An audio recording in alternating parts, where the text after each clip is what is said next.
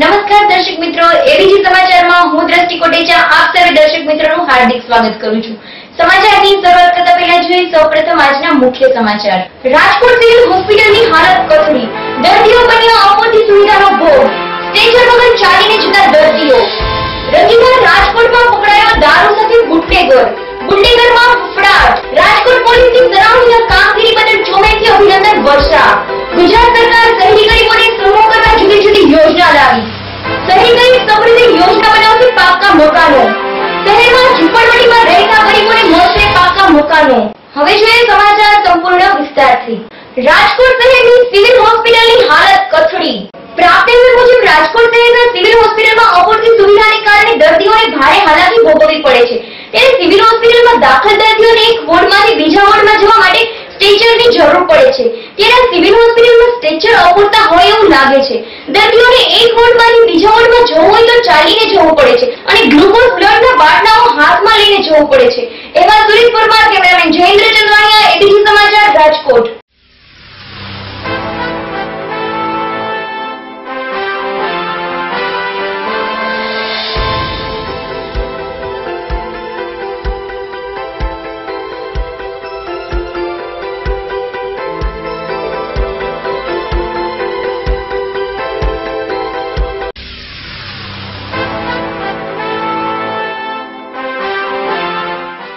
રંગીલા રાજકોટમાં પકડાયો દારૂ સાથે બુટલેગર। પ્રાપ્ત વિવર મુજબ શહેર પોલીસે જંગલેશ્વરમાં રહેતા સબ્બીર દાઉદ ખેડારાને દબોચીને તલાશી લેતા તેની પાસેથી 10 બોટલ દારૂની મળી આવ્યો હતો। પોલીસે દારૂ અને બાઇક કબજે કર્યા હતા। જ્યારે માલધારી ચોકમાંથી આનંદનગરના દિનેશ અરવિંદભાઈ ગોહેલને 24 બોટલ દારૂ સાથે ઝડપી લીધા હતા। રાજકોટ પોલીસની આવી સરાહનીય કામગીરી બદલ તેઓ ઉપર ચોમેરથી અભિનંદન વર્ષા થઈ રહ્યાના અહેવાલો પણ પ્રાપ્ત થઈ રહ્યા છે। એવા નીતિન પરમાર, કેમેરામેન હરેશ રાઠોડ, એબીજી સમાચાર, રાજકોટ।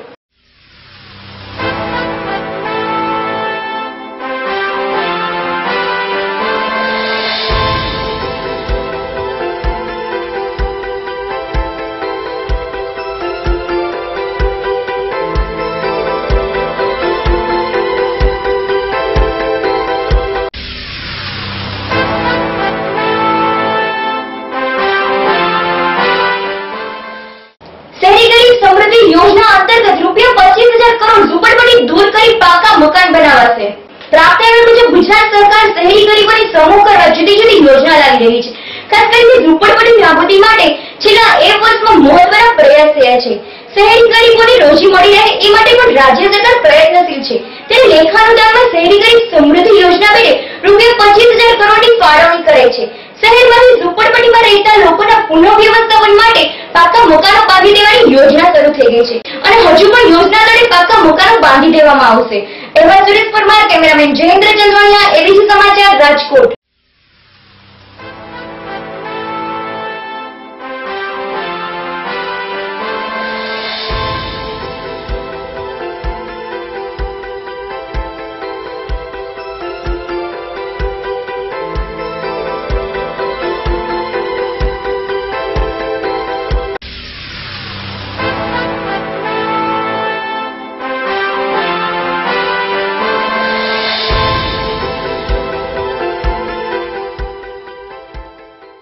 રેલનગર બ્રિજની દરખાસ્ત અંતે મંજૂર।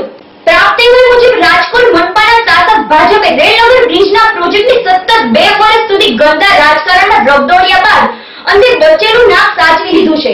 રેલવેએ ઘટાડેલા એસ્ટિમેટ મુજબનો ખર્ચ મંજૂર કરવાની દરખાસ્તને શુક્રવારે સ્ટેન્ડિંગ કમિટીએ લીલી ઝંડી આપી દીધી છે। હવે ટૂંક સમયમાં જ અંડરબ્રિજનું કામ ફરી ધમધમતું થઈ જશે। એવા સુરેશ પરમાર, કેમેરામેન જયેન્દ્ર ચંદ્રાણીયા, એબીજી સમાચાર, Rajkot. Racecourse stadium T20 night માટે 11,000 માં ભાડે મળશે। પ્રાપ્ત વિવર મુજબ રાજકોટના રેસકોર્સ ગ્રાઉન્ડમાં આવેલા મનપાના સંચાલિત ઇન્ટરનેશનલ કક્ષાના ક્રિકેટ સ્ટેડિયમમાં ફ્લોર નાઇટ નખાયા બાદ ભાડે સ્થાનિક ટુર્નામેન્ટ માટે ભાડે આપવાનું શરૂ કર્યું છે। સ્ટેડિયમમાં ફ્લોર નાઇટ સહિતનો ₹30,000 નો ખર્ચ મનપાને પડે છે, પરંતુ ક્રિકેટનું પ્રોત્સાહન આપવા માટે મહાનગરપાલિકા T20 નાઇટ માટે માત્ર ₹11,000 નું જ ભાડું લેશે તેવી જાહેરાત સમાજ કલ્યાણ સમિતિએ કરી હતી। એવા સુરેશ પરમાર, કેમેરામેન જયેન્દ્ર ચંદ્રાણીયા, એબીજી સમાચાર, રાજકોટ।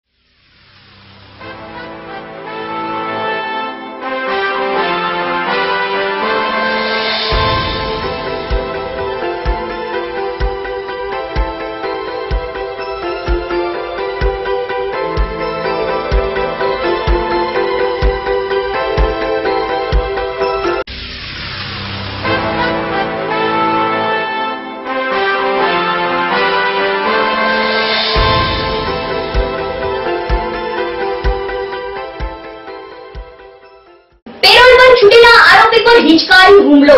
પ્રાપ્ત અહેવાલ મુજબ ગોંડલ મર્ડર કેસમાં 20 વર્ષની સજા ભોગવી રહેલા આરોપીને 15 દિવસની પેરોલ પર છૂટ મળી હતી। તે આરોપી પોતાની બહેનના ઘરે મળવા આવ્યા હતા। તે દરમિયાન એક જ અજાણી સ્ત્રી સામે જોવા બાબતે પેરોલ પર છૂટેલા આરોપી પર હિચકારી હુમલો થયો હતો। તેની માથાના ભાગે ઈજા થતા સારવાર અર્થે હોસ્પિટલે ખસેડવામાં આવ્યા હતા। અહેવાલ હરેશ રાઠોડ, કેમેરામેન નીતિન પરમાર, એબીપી સમાચાર, રાજકોટ।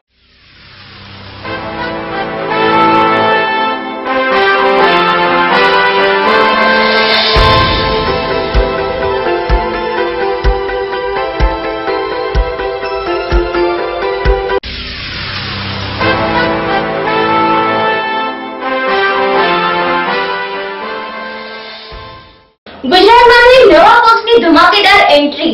પ્રાપ્ત અહેવાલ મુજબ ભારતીય નવયુગ સંઘ નામના પક્ષનું ગુજરાતમાં આગમન થઈ ચૂક્યું છે। આ પક્ષ ગૌરક્ષા અને રાષ્ટ્ર રક્ષા માટેના કાર્યો જ કરે છે। આ પક્ષમાં ગુજરાતમાં પ્રદેશ અધ્યક્ષ તરીકે વિજય ખોટ, મહામંત્રી તરીકે રાજભા ગઢવી અને પ્રદેશ ઉપાધ્યક્ષ તરીકે વિક્રમભાઈ સોલંકી, અમિતભાઈ મહેતા, બંટીભાઈ અને વનરાજભાઈ ગોંડલિયાની નિમણૂક થયેલ છે। આ તમામ નવયુગ હોદ્દેદારોને એબીપી સમાચાર રાજકોટની સમગ્ર ટીમ વતી ખૂબ ખૂબ અભિનંદન। અહેવાલ સુરેશ પરમાર, એબીપી સમાચાર, રાજકોટ।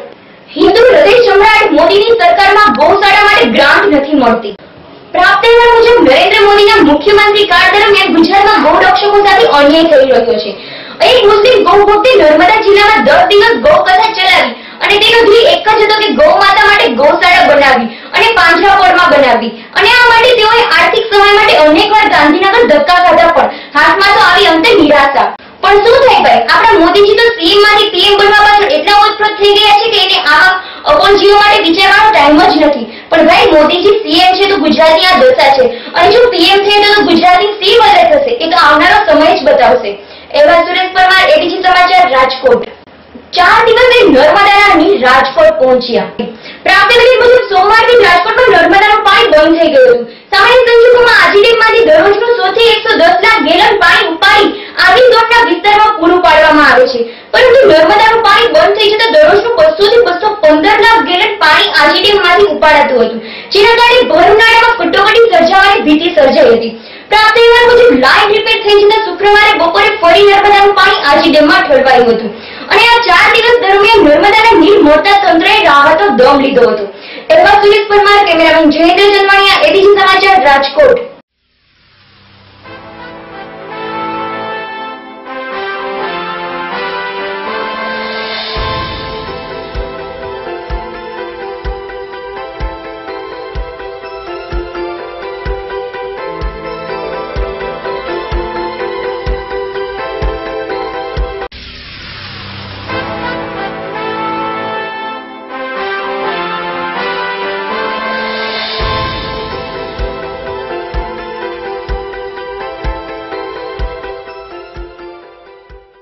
સમાચાર પૂર્ણ કરતા પહેલા જોઈએ મુખ્ય સમાચાર ફરી એકવાર।